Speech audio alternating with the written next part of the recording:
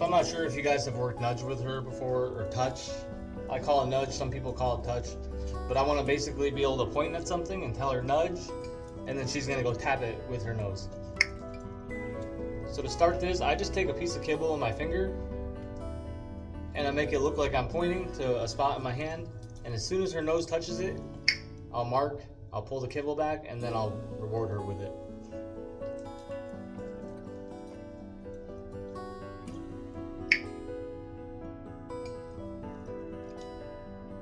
And now I'm going to take the kibble out of my hand.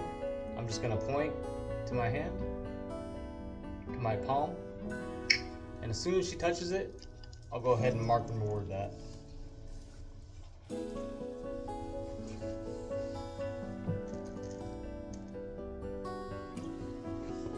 No kibble in my hands. I'll go ahead and point, mark and reward.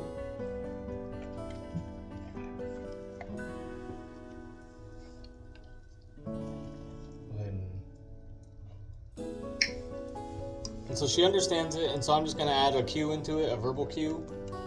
And the way we add verbal cues, since she already understands the nonverbal cue, which is this, I'm going to go ahead and give her a cue or a name to that cue, and then I'm going to remind her what that word means.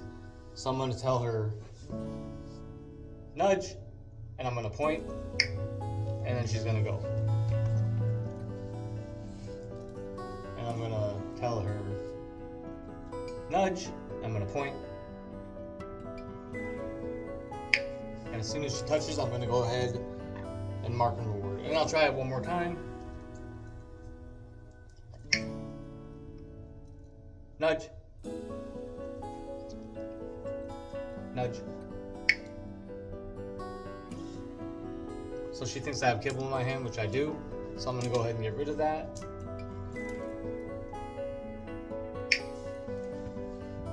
Remind her what we're doing. Go back and use the verbal nudge. We'll go ahead and mark and reward.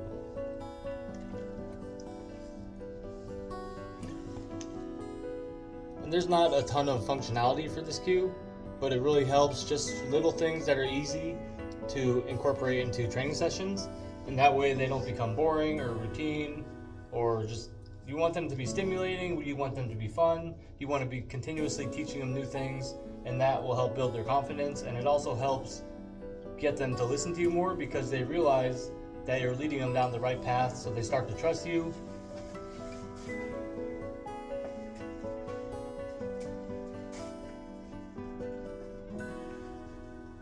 She found a Taco Bell wrapper. So, we're also going to be working on Leave It.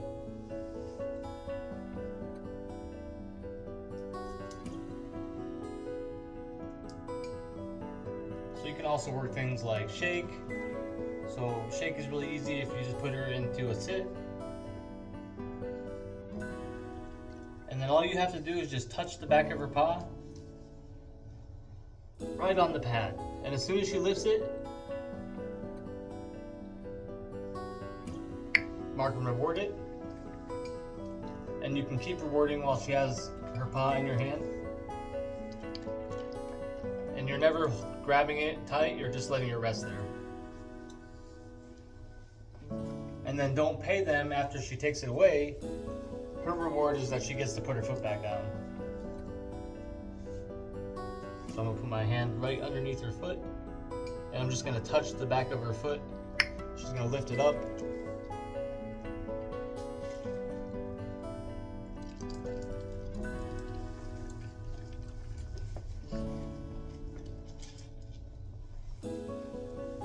And then one more time, I'm just going to go and touch the back of her foot.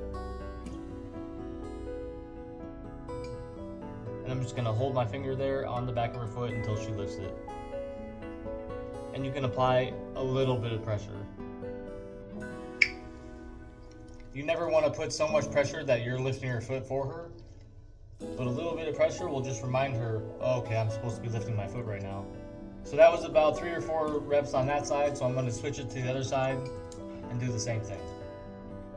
Just a little bit of pressure. Wait.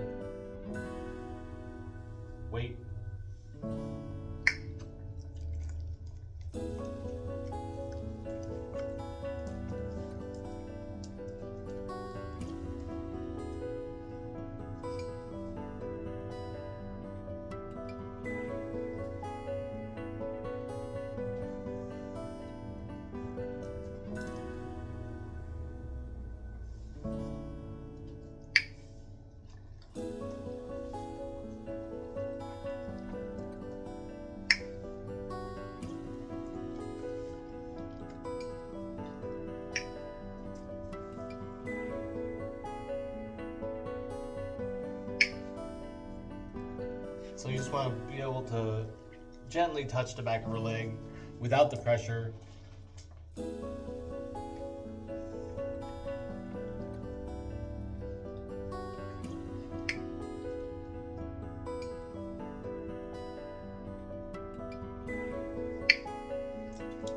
And just continuously apply less and less pressure until you don't really have to at all. You can just hold your hand there and she should lift it on her own.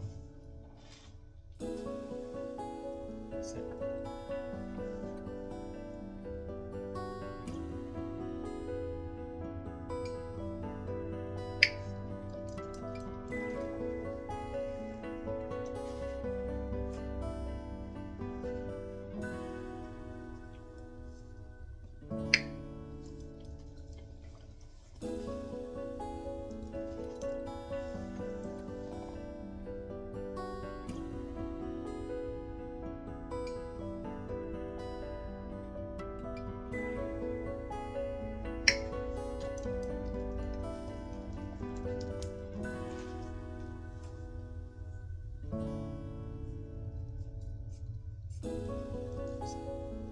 Another way you can do it is just to tickle her pad.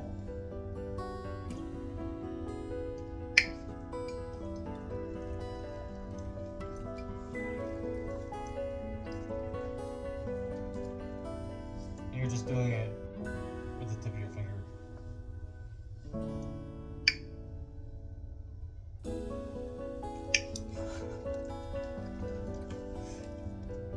So.